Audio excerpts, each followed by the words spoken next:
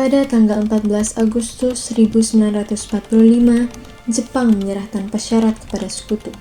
Berita tentang kekalahan tersebut sangat dirahasiakan oleh Jepang. Bahkan semua stasiun radio disegel oleh Jepang. Tapi ternyata siaran tersebut tertangkap di Indonesia dan Sultan Syahrir mendengarnya.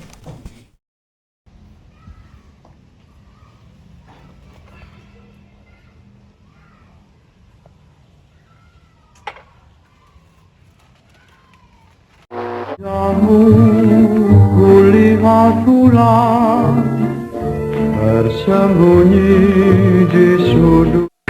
Kawabe and American Colonel negotiations in Manila that bring the surrender of Japan down to concrete facts. Ini kabar yang sangat penting, Jepang telah menyerah. Ini saatnya Indonesia harus segera merdeka. Sore hari setelah Sultan Syahrir mendengar berita kekalahan Jepang dari radio BBC London, Sultan Syahrir segera menghubungi para pemuda dan mengadakan rapat di Jakarta. Saudara-saudaraku, saya baru saja mendengar kabar dari BBC London bahwa Jepang telah menyerah. Kita tidak bisa menunggu terlalu lama lagi, ini saatnya Indonesia harus segera merdeka. Wah, ini kabar yang sangat menggembirakan. Kalau begitu, kita semua harus bergerak. Indonesia harus segera merdeka. Betul Bang, rakyat Indonesia sudah siap untuk kemerdekaan. Mari kita segera memproklamasikannya. Kami sudah mendengar suara rakyat yang ingin merdeka, Bung. Jadi jangan ragu lagi. Mari kita menghadap ke Bung Hatta dan Bung Karno. Baiklah, kalau begitu mari kita semua pergi ke rumah Bung Karno untuk meminta beliau agar segera memproklamasikan kemerdekaan Indonesia. Jangan sampai kemerdekaan hanya menjadi rencana bagi PPKI. Tapi Bung, bukankah lebih baik kita lewat PPKI saja? PPKI itu adalah badan yang dibentuk oleh Jepang. Kita tidak mau ada campur tangan Jepang dalam kemerdekaan kita. Benar Bung, kita harus menolak segala bentuk pemberian dari Jepang. Kita harus meraih kemerdekaan itu sendiri. Bagaimana saudara, setuju? Setuju! Begitu, mari kita semua pergi ke rumah Bung Karno. Keesokan harinya pada tanggal 15 Agustus 1945, Chairul Saleh, Sultan Syahrir, Wikana, dan Darwis tiba di kediaman Soekarno di Jalan Pegangsaan Timur nomor 56, Jakarta. Assalamualaikum.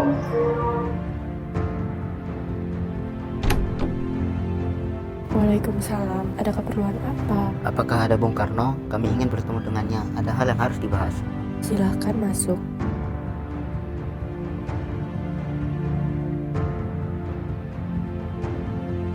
Sebentar, saya panggilkan dulu. Kang Mas, ada para pemuda sedang menunggu di ruang tengah. Katanya ada hal penting yang ingin mereka bicarakan. Baiklah, saya akan bertemu dengan mereka. Selamat datang saudara-saudaraku. Ada perlu apa kalian kemari? Bung, kabar dari BBC London telah sampai di telinga kami. Jepang telah menyerah. Ini saat yang tepat bagi kita untuk mengumumkan kemerdekaan Indonesia. Kami mohon Bung untuk segera bertindak. Tapi kita tidak bisa terburu-buru, Bung. Kita harus membicarakan ini dalam rapat PPKI. Bung, PPKI itu dibentuk oleh Jepang. Kemerdekaan Indonesia harus datang dari usaha rakyat Indonesia, bukan pemberian bahasa lain. Kemerdekaan ini tidak bisa tergantung pada Jepang. Tapi kita harus membicarakan ini dalam rapat PPKI. Karena PPKI lah yang bertugas untuk mempersiapkan kemerdekaan Indonesia. Tapi, apa kita harus menunggu Jepang untuk menentukan nasib bangsa kita? Jepang sudah kalah, kita harus meraih kemerdekaan kita sendiri. Baiklah, saya akan mempertimbangkan ini. Tapi, biarkan saya untuk berunding dengan golongan 2 terlebih dahulu. Baik Bung, kami pamit dulu. Baiklah.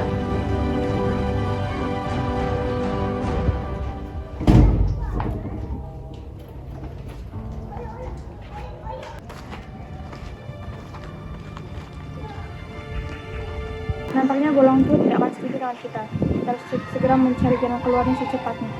Kenapa? Ada saran. Bagaimana kalau kita mengasingkan Bung Karno dan Bung Hatta keluar dari Jakarta? Tujuannya agar tidak terpengaruh oleh Jepang. Bagaimana cara kita mengasingkan mereka? Bagaimana kita mengasingkannya di Rengas Dengklok? Itu kota kecil di Kawadenan Karawang. Di sana ada markas peta yang dipimpin oleh orang-orang yang berpihak pada perjuangan dan berada di bawah komandan peta. Purwakarta yang punya hubungan erat dengan para komandan Jakarta. Bagaimana saudara-saudara? Setuju! Setelah perdebatan sengit antara para pemuda dan golongan tua, suasana di rumah Bung Karno semakin tegang. Tekanan dari para pemuda yang menginginkan proklamasi secepatnya membuat Bung Karno, Bung Hatta, dan Ahmad Subarjo harus segera mengambil keputusan penting. Para pemuda menuntut kita agar segera melakukan proklamasi. Tapi kita tidak bisa gegabah, Bu. Kita butuh waktu untuk mempersiapkannya agar tidak terjadi hal yang tidak diinginkan. Saya setuju, Bung. Yang terpenting sekarang adalah bagaimana kita menghadapi kemungkinan para sekutu yang kembali berkuasa di negeri ini. Selain itu, kita juga harus menunggu sidang PPKI pada tanggal 18 Agustus untuk memproklamasikan kemerdekaan dengan lebih terstruktur. Memang, para pemuda itu sangatlah bersemangat, tetapi cara berpikir mereka itu masihlah terbatas. Kita harus memikirkan masa depan Indonesia. Jangan sampai ada sesuatu hal yang tidak diinginkan. Betul, kita tidak boleh terburu-buru. Kita harus menjaga proklamasi agar berjalan dengan baik dan tidak merugikan bangsa. Baiklah, kita sepakat. Baiklah, Mari kita siapkan segala sesuatunya dengan hati-hati dan bijaksana. Meski berat hati dengan keputusan Soekarno, para pemuda yang telah meninggalkan kediaman Soekarno tetap tidak putus asa.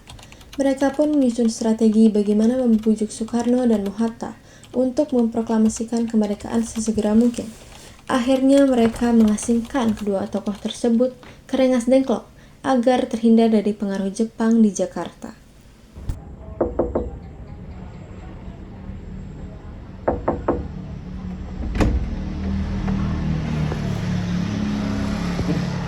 ada perlu apa kalian kemari? Maaf, Bu. Ini bukan bangsa. Kalian mau bawa saya kemana ini?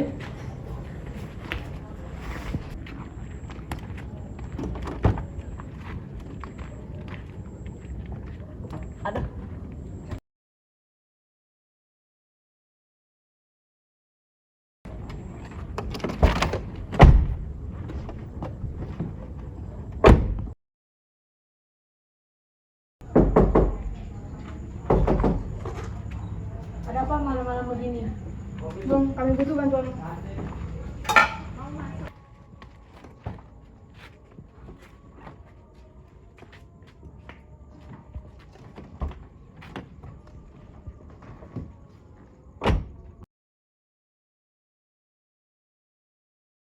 Mobil yang membawa Bung Karno dan Bung Hatta tiba di sebuah rumah sederhana di Rengas Dengklok pada dini hari tanggal 16 Agustus 1945.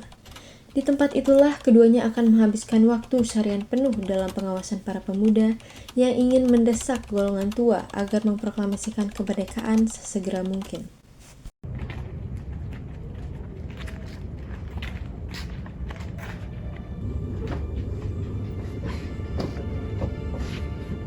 Apa tujuan kalian membawa kita ke sini?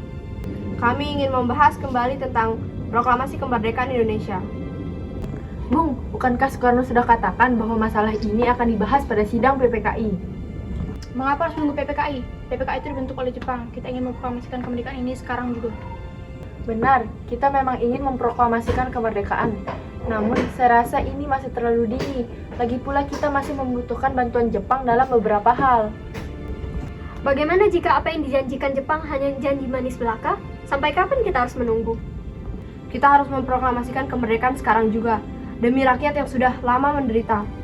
Anak cucu mereka berhak merdeka. Benar, sekaranglah saatnya. Tidak ada lagi yang harus kita tunggu. Mari segera kita lakukan. Kami siap, Bung. Kami akan segera bergerak untuk mewujudkan proklamasi. Baiklah, mari segera kita lakukan. Tapi di mana kita akan menulis naskah proklamasi? Di sini. Kita sudah mempersiapkan semuanya. Ada tempat yang lebih aman untuk menulisnya. Laksamana Maeda telah menyiapkan tempat di Jakarta. Kita bisa segera menuju ke sana. Baiklah, mari segera kita ke sana.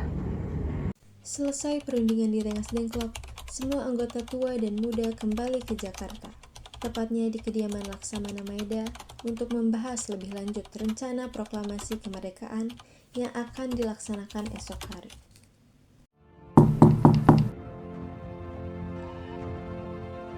Selamat malam, Laksamana. Maaf mengganggu waktunya.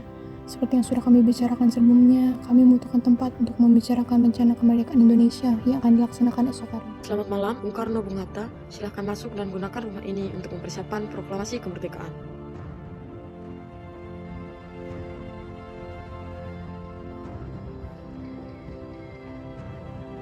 Terima kasih Laksamana sudah meminjamkan kami tempat ini. Iya, sama-sama.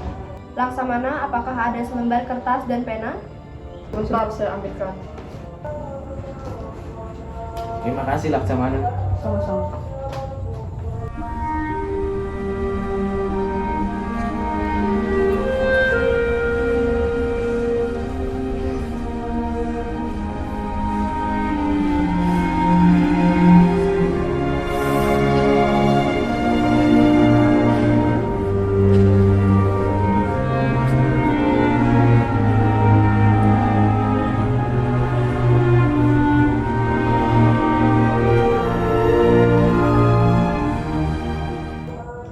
Tapi, siapa yang akan menandatangani naskah ini? Naskah ini harus ditandatangani oleh kita, wakil dari rakyat Indonesia, bukan oleh PPKI yang dibentuk oleh Jepang. Saya tim Melip, tolong ketikkan naskah ini.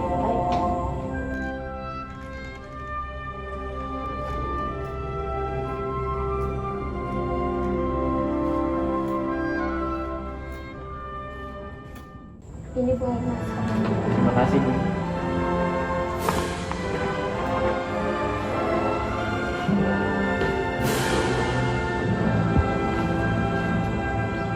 Terima kasih Laksamana, kami pamit dulu. Iya, baik, sama-sama.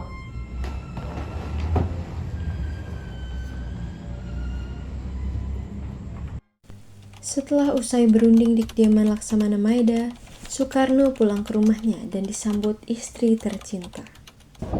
Assalamualaikum.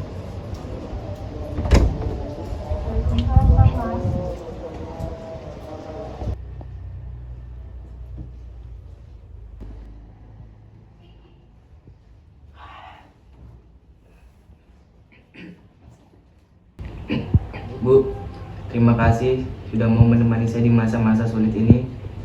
Sesuai apa yang sudah kita putuskan tadi pagi, besok kita akan melaksanakan proklamasi dan pengibaran bendera.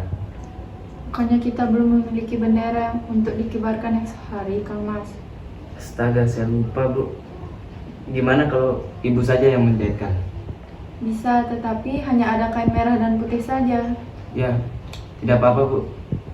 Ibu saja yang menjahitkan agar besok pagi kita bisa melaksanakan proklamasi. Baik, Kang Mas. Kami tak punya senjata, tapi dengan benang dan kain, kami merajut simbol perlawanan. Bendera ini akan menjadi saksi lahirnya Indonesia. Tanah air yang kami cintai dengan segenap jiwa dan raga.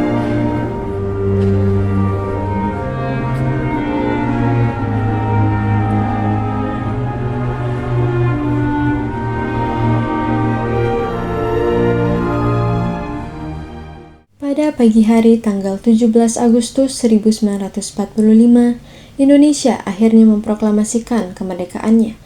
Di halaman rumahnya, Soekarno siap untuk membacakan teks proklamasi. Para pemuda dan warga Indonesia berkumpul menyaksikan dengan penuh harapan. Proklamasi. Kami, bangsa Indonesia dengan ini menyatakan kemerdekaan Indonesia. Hal-hal yang mengenai pemindahan kekuasaan dan lain-lain diselenggarakan dengan cara seksama dan dalam tempo yang sesingkat-singkatnya. Jakarta, 17 Agustus 1945. Atas nama bangsa Indonesia, Soekarno-Hatta. Proklamasi kemerdekaan Indonesia pada tanggal 17 Agustus 1945 adalah titik balik dalam sejarah perjuangan bangsa ini. Setelah berjuang dengan darah, air mata, dan semangat tanpa henti, Indonesia akhirnya meraih kemerdekaan. Proklamasi ini bukan hanya hasil perjuangan beberapa orang, tetapi hasil dari suara hati seluruh rakyat Indonesia yang merindukan kebebasan dan keadilan. Sampai akhir menutup mata.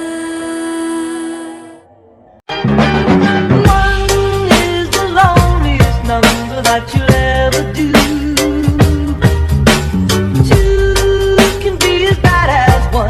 It's the loneliest number since the number one. One is the loneliest number that you